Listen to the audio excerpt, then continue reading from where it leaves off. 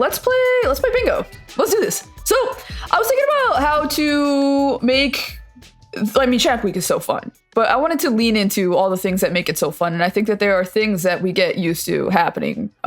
So I decided that the best way to do that and the best way to get some fans involved, you lovely listeners, would be to do our first inaugural Ringer Conference tournament, bingo tournament. So I'll go through the rules first before we reveal some of the cards. And I also want to thank a whole bunch of people in the women's basketball community. I crowdsourced for a lot of these ideas. So this is for you guys, and it's also by you guys. And I think it'll be fun. So here are the rules. And I'll throw in a link, and we'll be posting this all over social media. But print or download your unique randomized bingo card. You have to post the bingo card on your social media before 12 p.m. Eastern on Friday, so we know you didn't cheat after the fact, and print something that featured things that actually happened. Or you can also email it to me if you are, if you're aura maxing your online presence, if you don't think that posting your bingo card is good for the brand. If you don't have a brand, if you're just not online like that, you can email it to me. I will fully accept an email submission as well. My email is seeratsohi@gmail.com. You can also always email me if you have ideas for the pod, if you have questions, if you have concerns, whatever it may be, you can always email me. I might not always respond. We'll see. Next, obviously, you just play some bingo. Cross off items that appear in your card as they happen. If it's a kind of a niche thing, maybe mark the game and timestamp of it so we can fact check it. And if you make a straight line, horizontal line, diagonal, you guys know bingo. Just in case you don't, if you make a straight, diagonal, horizontal, vertical line, post bingo on your social, or send me an email. First come, first serve in the instance of all tiebreakers. And winners get to hop on Sunday night's pod after the conference tournament is over for basically 5 minutes to get on your soapbox. You can gloat, you can mourn, you can deflect blame, you can troll, you can admire, you can do whatever you want. For 5 minutes on the pod, get on the soapbox of your choosing. All right, let's get into it. And Quinta, thank you so much for participating. For sure. I feel like you're the perfect person to go through all these things with, because I feel like you love the minutia of college basketball. Since we just talked about Tennessee and Vanderbilt, we'll jump through some of the Tennessee and Vanderbilt submissions that we got. We got Kim Caldwell criticizes her team's lack of fight from Trista Crick at Daily W Sports. Love her pod. Tune into that as well. We've got obviously a Michaela Blake's 30 piece. That was an anonymous submission from somebody who is, maybe an SEC rival who didn't necessarily want to publicly give Michaela Blake's her flowers, but is a private admirer. We also have my submission is an Aubrey Galvin no-look pass, one of my favorite experiences in college basketball. I want to ask, Quinta, did you have any of your own that you wanted to add to this? Related to Tennessee or Vandy? No. Any. Oh, yeah. I do have... If you watch South Carolina basketball, you know Khadijah Sessions. She's one of the assistant coaches. She's like super lit on the bench. I have a Khadijah Sessions run out midcourt flex for one of her teammates, one of her players at timeout.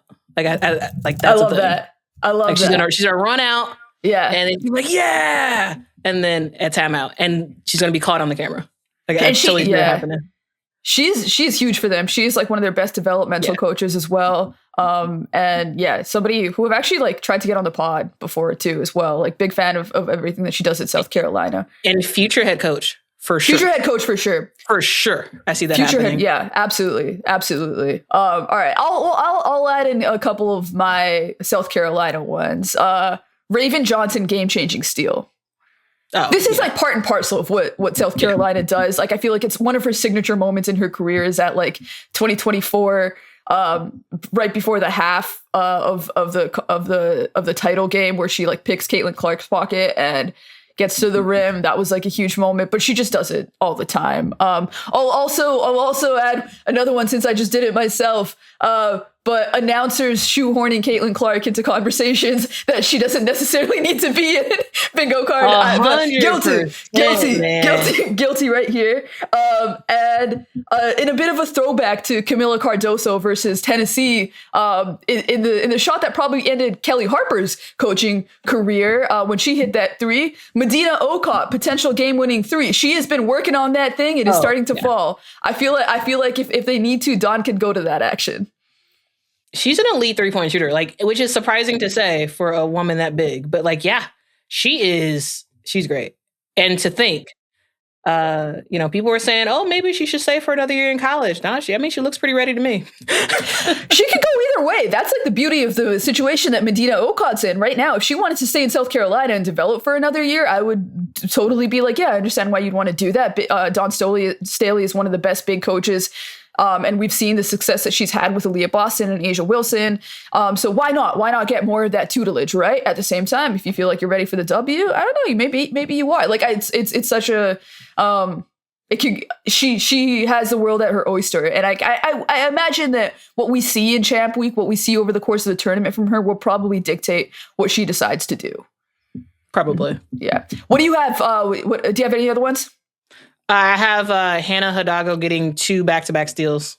Love that. That's for sure happening. I mean, Hannah Hidalgo, one of the best defender in the ACC, one of the best defenders in the country. Like it's always funny when she gets like back-to-back steals in a game, and she just gets so amped up and whatnot. She's probably going to end up with like 4, maybe 5 steals per game in the SEC or in the ACC, depending on how many games they actually play.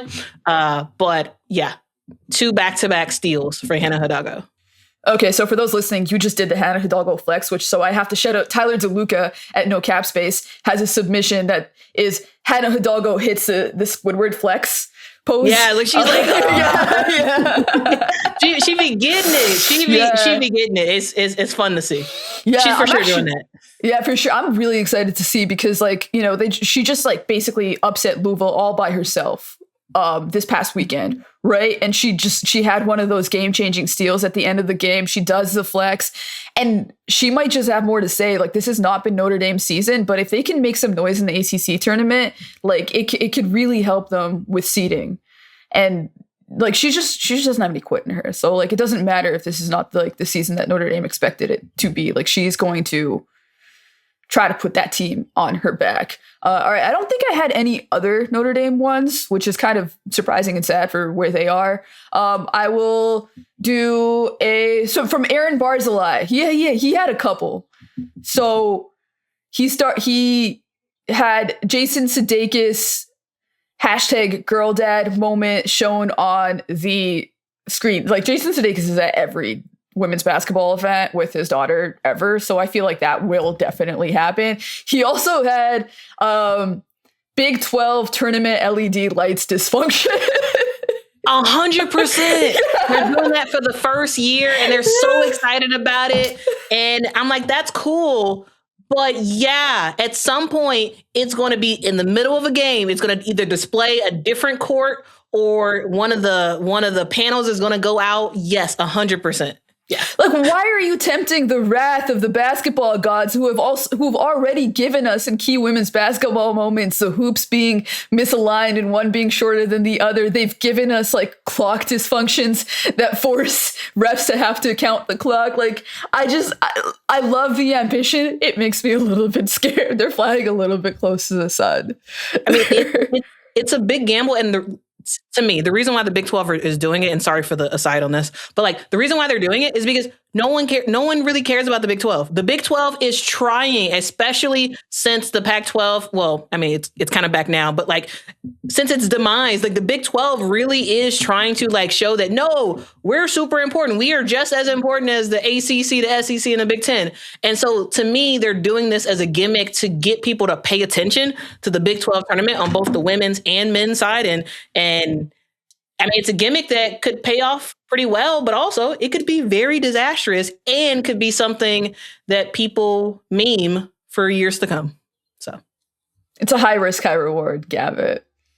And hey, I'll watch Olivia Miles throw a crazy no look pass under, under LED lights. Like I'm there for that. She's also a submission that we got.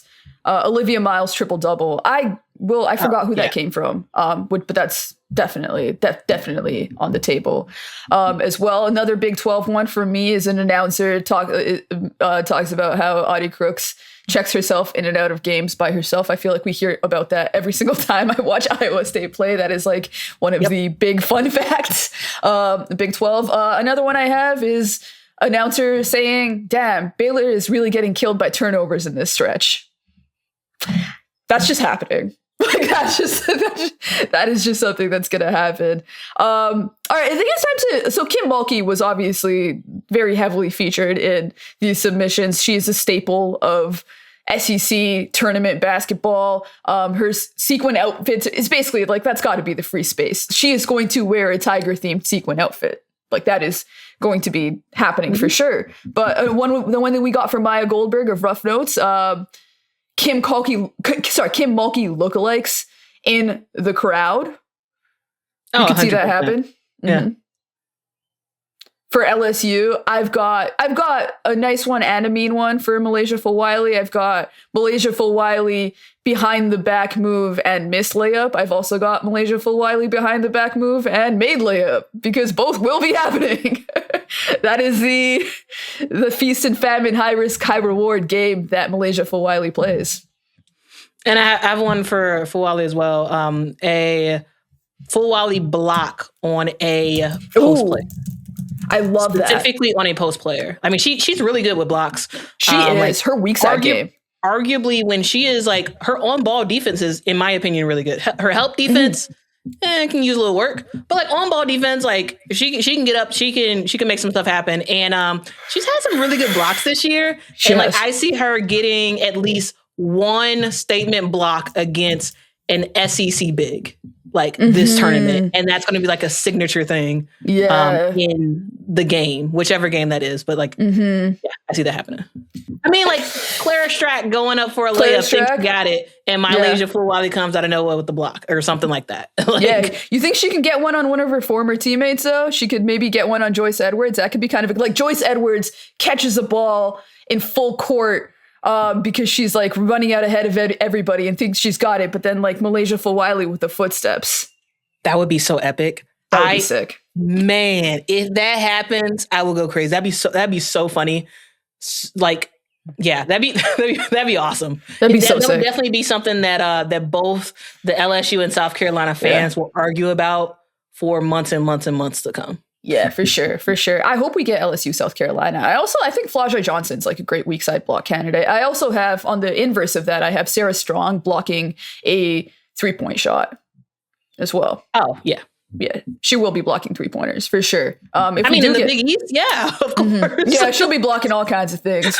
She'll be blocking all kinds of things. For another UConn one, we have I love this from Maya Goldberg from Rough Notes as well. AZ Fudd girlfriend sighting. I love the idea of just calling her AZ Fudd's girlfriend. Like that is so funny and so awesome. What else? Oh, I guess in the realm of South Carolina versus LSU, but even in any potential matchup, family member of player speaks out on social media after the game. Oh, 100%. Like, yeah, 100%. That's happening.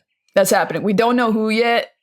They're always the usual suspects. I mean, you got Flajay's mom or Malaysia's mom or the Paldo twins, like their dad, like their family members, like it's quite a few vocal parents that are on social media. And hey, for good or for bad, They're gonna talk their stuff. So that's definitely gonna be a thing. Sure. It's funny now. Like, I feel like we live in a world now where nobody keeps it in the group chat anymore. Like, I feel like I need to start doing a segment on the show that's like moments that should have stayed in the group chat, because there are always like friends, family speaking out, whether it's WNBA, any sport really, right? And I feel like we used to just like, we had like a moment of frustration, hop on the phone. But now we hop online. And it's interesting because it puts everybody in a position where it's like, as a family member, you can always understand people's frustration, but then like people like us have to like try to like analyze it and stuff. And like, I just don't think you can really analyze those things from a like logical perspective, because it's like, it's not logical, it's emotional. It's, family is family. Exactly. I tend to not talk about what family members are saying, because it's just like, I get it. Like, yeah, you're gonna be mad. If I was playing right now and people were saying stuff, or I had a certain type of game, or like whatever happened in the game, like I could see my family members going on there and being like, hey, and talking their stuff. Like, I don't know, it's kind of natural. However, yeah, for sure, you kind of got to control it to a certain extent, because otherwise you're gonna get clowned for forever. Yeah, in a day. So that's the internet. All right, I have another great one from Trista Crick. Geno Auriemma forearm mogging. Are you aware of this? So wait, there's what? So Geno's there's a theory that Geno's apparently been working out and he's wearing short sleeves these days. So, and I think he's letting the world know about it, apparently. What's a forearm mogging? Oh, that's like, it's like bragging. It's basically like, it's like a flex. It's like a subtle flex. Oh, yeah. See, I guess I'm out of it. I didn't know that terminology. I wasn't aware of this Geno situation. But yeah, apparently that's happening, and could happen. So we'll see. Get your work on, Geno. Like, yeah. Look out for Geno in those short sleeve shirts. Do your thing, Geno. Do your thing. All right, a couple quick ones before I let you get out of here, and I'll let you, if you have any others, I'll say them. And we have way more on the actual bingo card that will be out as well. So everybody will get a unique bingo card. But in the interest of time, announcer mentions how long it's been since Reagan Beers got a touch. Related, Aaliyah Chavez, 3-point shot 3 seconds into the shot clock. Also related, Aaliyah Chavez breakout game. Announcer mentions how long it's been since Lauren Betts got a touch. Corey Close post-game or press conference Ted Lasso speech. All of those things feel like they're gonna happen. All right, you got any more before I let you get out of here? Any favorites that you want to get out of here? Get out here? No. But those are good though. I'll for sure participate. All right, cool. I'm excited. All right, we'll be out with these links pretty soon here. We'll probably be out by the time that the podcast is out. So look out for those on Ringer NBA socials, on my socials as well.